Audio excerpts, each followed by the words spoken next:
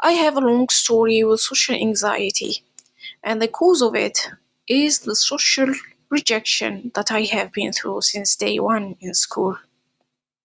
Hello again, it's Iko Ikram. In this video, I'm gonna talk about how I manage my social anxiety so that I can do my work and meet people without problems.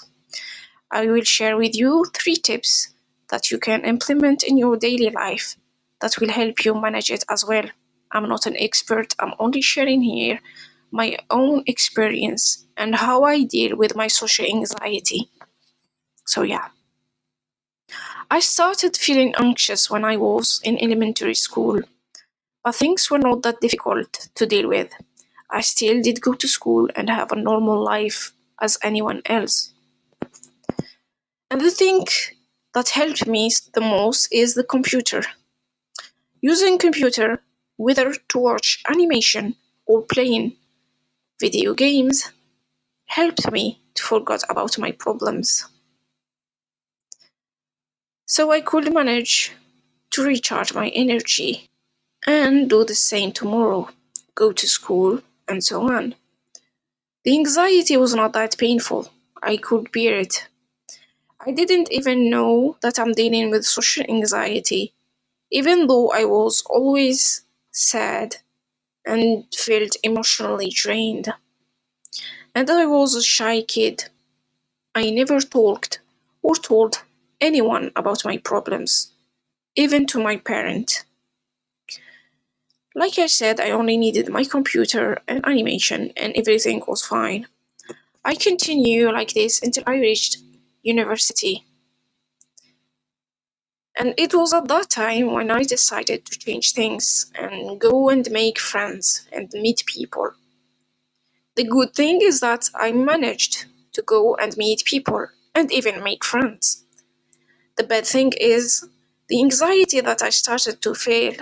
I never experienced it before. So intense and painful. A mixture between sadness, like I'm grieving or something, and having difficulty sleeping, which led me to feel depressed. I couldn't recharge my energy. Going to university became hard. And even though my friends were nice, meeting them every day was not really something I enjoyed. So basically, the social anxiety made my daily life very hard, and me relying on animation to forget my anxiety started to make me feel so bad about myself. So, like I did with my social rejection, I tried to manage my mental health and see how can I manage my social anxiety.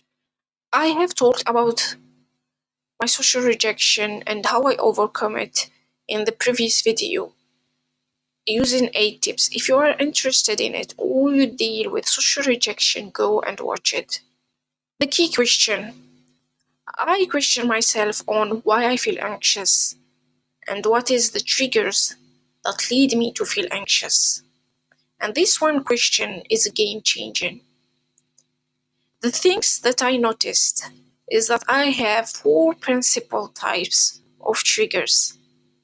The first one is when I meet new people or I do something out of my comfort zone. The second trigger is when I encounter or meet toxic people and friends. The third one is when I go to some places that I had a bad experiences in them. And there is the last one. There is some words that triggers some of my bad memories. By knowing this, I start changing things so I don't feel anxious. First thing is when there is someone I know who is toxic in any way, I will distance myself from them to protect myself. If it's a friend, I call off my friendship with them. For the places, I started to try and make good memories at these places so I could replace the bad ones. For the words that triggers my bad memories, for this one I only face them and try manage how I feel and try not thinking about my past and my memories. This one is really hard to do. Most of the time I fail to do so, but I try my best to not let my mood or anxiety disturb my workflow. if it's possible. And the only trigger that I don't avoid and even push myself to experience is when I do something out of my comfort zone, because it's the only way to move on and learn more and meet new people and make friends. So basically, living a good life, not a boring one. So knowing yourself and being aware of what triggers you help you to figure out what you need to do and what you need to avoid. So the question is, how do you find out what is triggering your anxiety and be more aware of them? So what I do is I simply try and look what I did and who I met through the day when I felt anxious, and if my anxiety was painful or not, and if it was for a purpose or in vain. What I mean is, if I pushed myself to go and do something that I wanted and that made me feel anxious, in this case, it's worth the effort. It was for something I wanted. So in the end, I gained something. After that, I take notes for all the details, and if the same things occur more than once, like meeting the same people and going to the same places and did the same thing like the last time I felt anxious, I will start by figuring out what I should do and how can I manage to avoid triggering my anxiety. Taking notes for what happened through your day will help you figure out what made you feel anxious and make a plan on what needed to be done and avoid. Take a rest when needed. This works for the people who suffer from anxiety and the introverts. So after a long day in university or meeting my clients, I will measure my anxiety and if the day was a good one or bad one.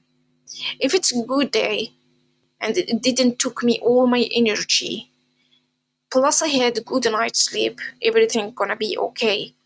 But if it wasn't a good one and I have no energy and my anxiety is hitting me hard, I will stay home for 1 to 2 or 3 days before going back to university and meeting people. Not taking a rest will only make things and my anxiety worse. So better take days off to recharge my energy. In each week, I will take 2 to 3 days to not only recharge my energy, but as well to stay away from the noise and reorder and gather my thoughts, which is very helpful. So if you are having a hard time with your anxiety and you can no longer think clearly, it's better to take a rest for a day or two so you gather your energy and calm your anxiety. The reward system. This system is the best. So what I do when I have a difficult task or I am in exam period and I need to go to university every day for a week or two is I promise myself one thing that I really wanted to get, like a reward for handling and finishing the task. For example, after 1 week of exam, I will watch this movie or this anime, or I will buy this book that I wanted to read. This method gives me energy and the courage to go through exams period or finishing a difficult task. And only after finishing what I needed to do, I will allow myself to go and get that reward. This method will give you the motivation needed to do and finish what you find really difficult. So this is all for this video. Thank you for listening. And I want to know how you manage your anxiety if you are dealing with it. And what are your thoughts about it? Don't forget to subscribe so you get a notification for the next video. Thank you.